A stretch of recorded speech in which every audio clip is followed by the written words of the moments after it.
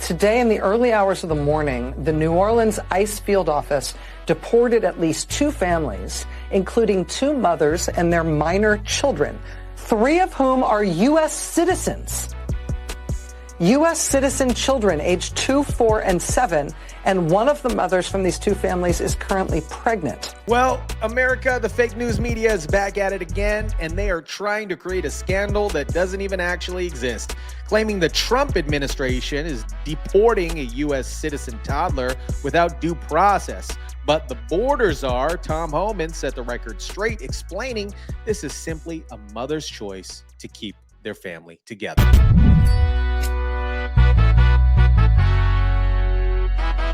The 2-year-old baby was left with the mother because the mother signed a document requesting her 2-year-old baby go with her. That's the parent's decision.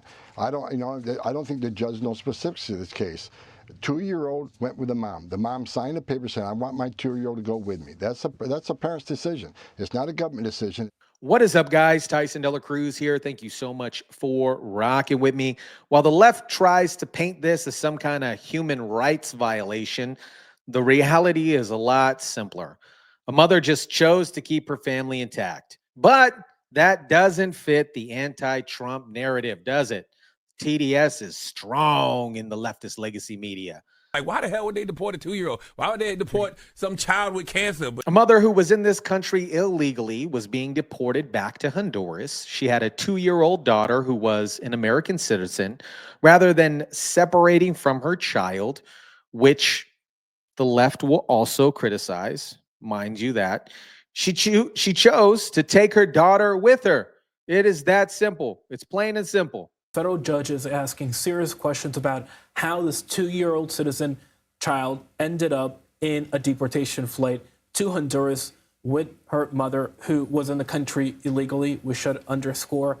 What we do know is that according to ICE, the mother of this child, who had a deportation order to be sent back to Honduras, agreed to take this 2-year-old child who was born in the U.S. and thus was an American citizen back with her to Honduras on this deportation flight. Now, the father is claiming he wanted the child to stay in America without a guardian, which is absolutely dumb. But the ICE has documentation showing that the mother's wishes, and as Tom Homan correctly points out, this was her decision as a parent, not the government's decision.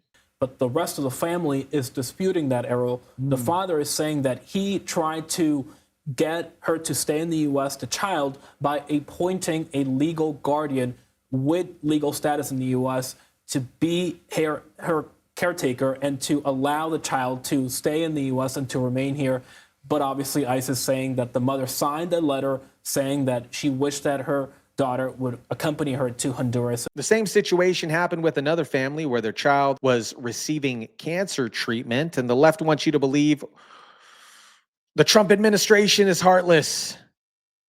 They're deportating sick American kids. But again, this was the parents' choice to keep the family together. This is another family who was deported to Honduras. Again, another mother with 2 children. One of them was receiving care for cancer treatment here in the U.S. and was also an American citizen. That child, according to the advocates, was not allowed to consult with doctors or attorneys before being put on that deportation flight with his mother, who, again, also had a deportation order because she was in the country illegally. ICE is actually giving parents options here. They can take their U.S. citizen child with them, or they can leave them with legal guardians.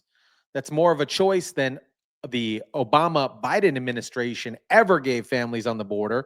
We remember the Obama deporter-in-chief situation. ICE is, of course, saying that they are giving parents a choice to take their children with them if they are U.S. citizens, or to leave them here in the care of a legal guardian. But again, the advocates are saying that this happened so quickly and so fast that there was no due process here and no ability for the parents to make a reasonable decision as to whether or not they wanted their children to remain here in the U.S. And let's be clear about something here. These children, while technically U.S. citizens by birth, are part of families where their parents made a decision to enter or remain in the United States, in our country, illegally. Actions have consequences, guys.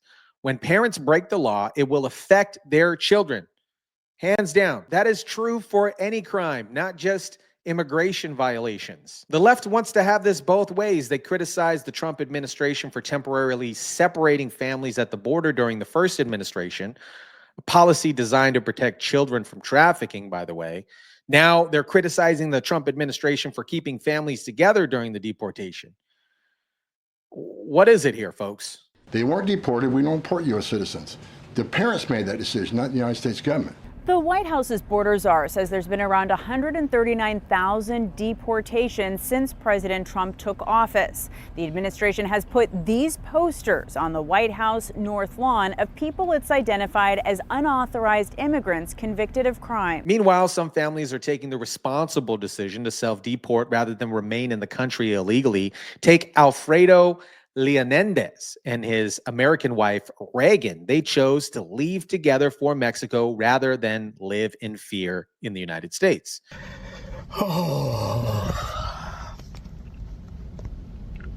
Today's my last day